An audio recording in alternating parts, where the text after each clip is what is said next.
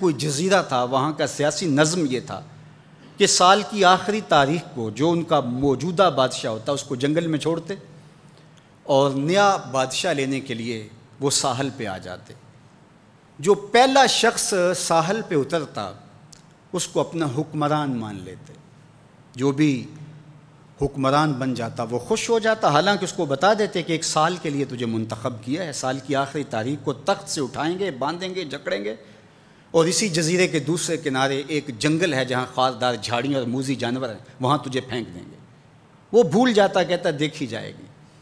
اور سال کی آخری تاریخ جب وہ رسیاں اور زنجیریں لے کے آتے تو وہ پریشان ہو جاتا کہ آنکھ جھپکنے میں سال گزر گیا، پتہ ہی نہیں چلا۔ پھر روتا ہوا چیختا ہوا اس جنگل میں جاتا اور لوگ اس کو چھوڑ کے آ جاتے اور درندوں کا رزق بن جاتا۔ اور جو بھی آتا اس نے کبھی انکار نہیں کیا تھا۔ پہلی بار ایسا ہوا کہ جس شخص کو انہوں نے ہار ڈالے، گارڈ آف آنر دیا، تعظیم تکریم دی، سیلوٹ کیا، اس نے کہا یہ سب کیا ہے؟ کہا کہ آج کے بعد تو ہمارا حکمران ہے۔ کہا میں تو امور سلطنت نہیں جانتا، میں تو تاجر آدمی ہوں، چیزیں بیچنے آیا ہوں۔ کہا کہ ہمارا اصول یہی ہے کہ سال کی پہلی تاریخ کو پہلا شخص جو جزیرے پہ قدم رکھتا ہے وہ ہمارا حکمران ہوتا ہے۔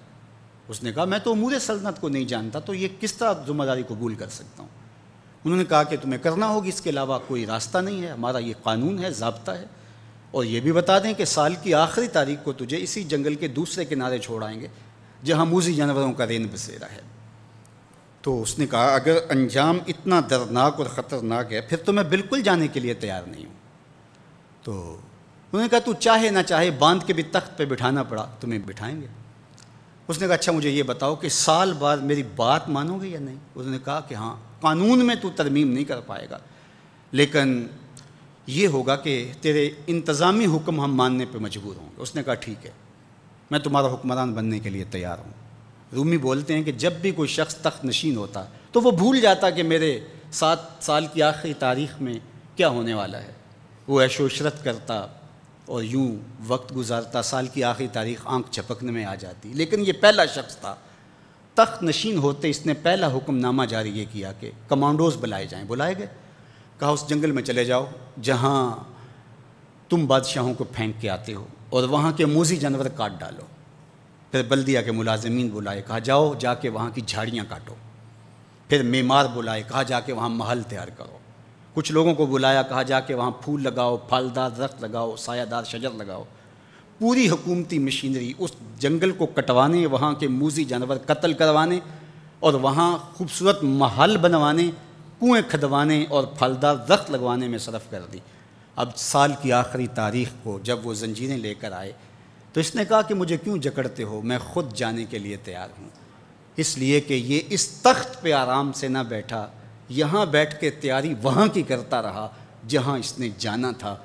کافر اور فاسق دنیا کے تخت پہ عیش کرتا ہے، بھول جاتا ہے کہ میں نے کہاں جانا ہے، اور صالح مومن اس تخت پہ آرام سے نہیں بیٹھتا، جہاں جانا ہے اس کے لیے تیاری کرتا رہتا ہے۔ اور جب جنازہ اٹھتا ہے تو وہ کہتا ہے اجلوا بی ولا تؤخروا بی، دیر نہ کرو، مجھے جلدی لے جاؤ، میرا تو وہاں انتظار ہو رہا ہے۔ اور پھر جب وہ وہاں پہنچتا ہے تو القبر روضۃ من ریاض الجنہ، وہ جنت کے باغوں میں سے باغ بن چکی ہوتی ہے۔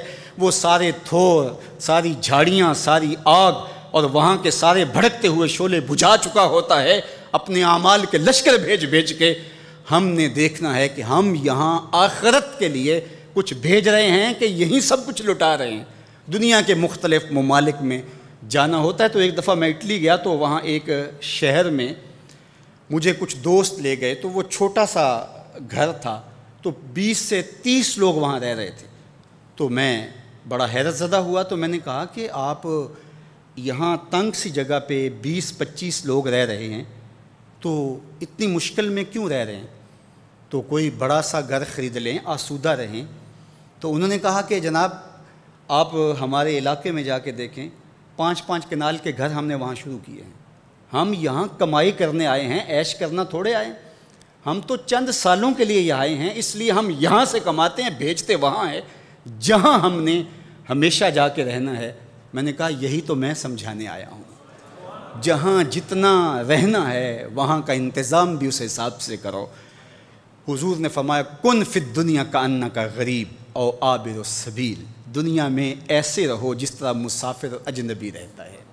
دنیا پر جینا لگا کے بیٹھ جاؤ، چند دن کے لیے آئے ہو، یہ آخرت کی کھیتی ہے، دارالعمل ہے، وہ آخر دارالجزا ہے، تو قبل اس سے کہ وہ وقت آئے ہاتھ ملتے رہ جائیں، توبہ کا در کھلا ہے، سورج ابھی مغرب سے طلوع نہیں ہوا، اللہ کی رحمتیں برس رہی ہیں، اٹھے ہوئے ہاتھ وہ موڑتا نہیں، خالی نہیں پھیرتا، تو اس کی دہلیز، اس کا در، اس کی چوکھٹ نہ چھوڑنا، اور آج غور کرنا کہ ہم کھڑے کہاں ہیں۔